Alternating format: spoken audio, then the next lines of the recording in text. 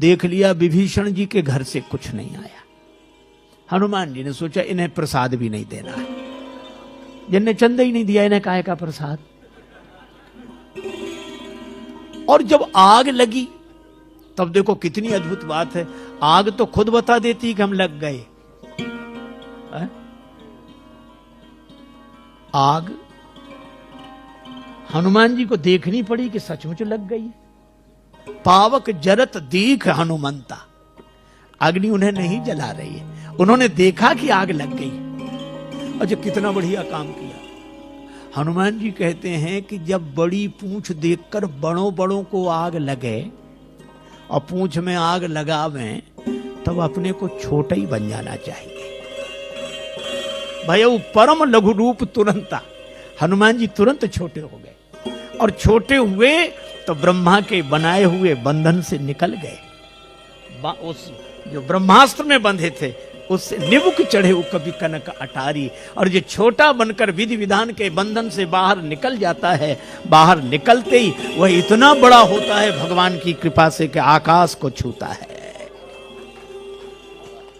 और हनुमान जी ने तो बाल दी विशाल विकराल ज्वाल जाल मानो लंक लील बेको काल रसना पसारी है। साहब रावण देखते ही रह गया, जो राक्षस सब देख रहे हैं बचाओ बचाओ।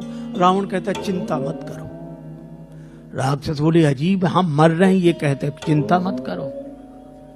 रावण ने बड़ी चेष्टा की, बादल बुलाए पर हवा इतनी तेज कि पानी कहीं बरसाएं बादल गिरे, कहीं बादल कहते हम फैसला ही नहीं कर पा रहे कहां से बरसे कि लंका में गिरे पानी। रावण बोला एक तरफ हटो। प्रलय के बादल बुलाए, प्रलय पयोध बोले और वो पानी बरसे तो आग और बढ़े। बड़ी समस्या, अंत में जल गई लंका की नहीं। और हनुमान जी की पूंछ का कुछ नहीं बिगड़ा। मैं भी कहता हूं कितनी भी आग लगी दिखाई दे, विरोध की आग वो विरोध की आग नहीं है। आपने देखा होगा हाथी जब चलता है झूमते हुए चलता है, भगवान हाथी की तरह। लेकिन एक हाथी किसी गांव में आ जाए तो गांव भर के वयोवृद्ध श्रद्धालु हाथ जोड़कर खड़े हो जाते हैं।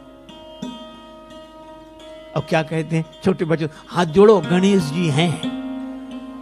गणेश जी के हाथ जोड़े जाते हैं, गणेश जी के भाव से हाथी के हाथ जोड़े जाते हैं। शायद कोई पशु ऐसा हो जिसके इतने हाथ जोड़े जाते हो जितने हाथी के। लेकिन दूसरी विडंबना भी है। ये तो सही है कि सबसे ज्यादा हाथ हाथी के जोड़े जाते हैं, पर विडंबना ये है कि जितने भौंकने वाले इसके पीछे पड़ते हैं शायद किसी के पीछे पड़ते हो।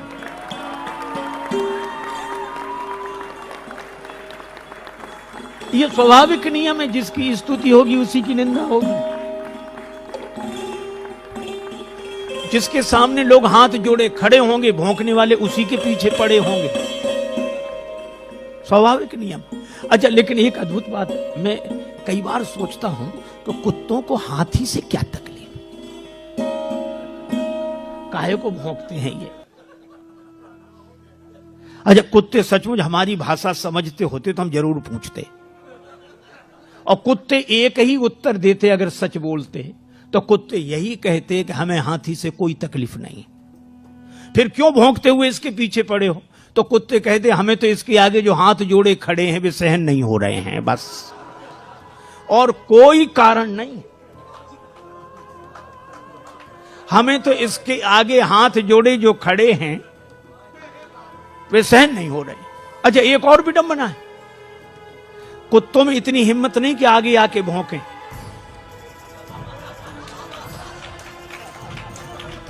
कुत्ते कभी आगे आके भौंकते नहीं और पीछे भौंकना बंद करते नहीं। लेकिन इसके बाद भी हाथी की चाल में मस्ती रहती है कि झूमते हुए हाथी की तरह सहज ही चले सकल जग स्वामी मनहु मंजुवर कुंजर गामी। है हाथी की तरह। क्यों? हाथी की एक विशेषता है, वो हाथ जोड़ने वालों के पास ठहरता नहीं है और भौंकने वालों की ओर मुड़कर देखता नहीं है।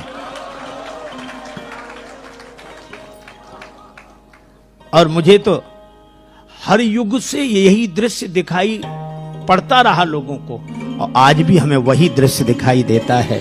हाथ जोड़े लोग खड़े हैं, भौंकने वाले पीछे पड़े हैं, पर भगवान का भक्त मस्त हाथ गजराज की तरह झूमता हुआ भगवान के भरोसे चल रहा है। और इसीलिए मस्ती है। देखो, श्री हनुमान जी की पूंछ का कुछ नहीं बिगड़ा। ये लंका बिगड़ गई, सोने की लंका बिगड़ गई, पर हनुमान जी की पूंछ का क्यों नहीं बिगड़ा? केवल एक बात। जानकी माता ने पूछा, लंक जला के जली भी नहीं। जानकी माता पूछती है, लंक जला के जली भी नहीं, हनुमंत विचित्र है पूंछ तुम्हारी। हनुमान, बड़ी अद्भुत पूंछ है, लंका जला के भी नहीं जली। कौन सा जादू भरा इसमें, कौन सा जादू राजेश भरा, हंसी पूछती हैं मिथिलेश दुलारी। कौन सा जादू है हनुमान तुम्हारी पूंछ में? हनुमान जी ने कहा कि माता, बोले कपी ही राघव आगे हैं, हृदय में आगे राम जी हैं। बोले कपी ही राघव आगे हैं, और पीछे है पूंछ रहस्य है भारी। हृदय में आगे राम जी हैं और पीछे मेरी पूंछ है, तो अर्थ इतना ही सा है कि वानर को भला पूछता कौन, श्री राम के पीछे है पूंछ हमारी। इस वानर को कौन पूछता? राम जी आगे हैं और राम जी के कारण ही मेरी पूंछ है। और जिस पूंछ के आगे भगवान हृदय में विराजमान हो, उसे पूंछ के पीछे नहीं पड़ना पड़ता, पूंछ उसके पीछे पड़ जाती है। और इसीलिए हनुमान जी की यह पूंछ की महिमा है, जिसका रावण कभी कुछ नहीं बिगाड़ सकता।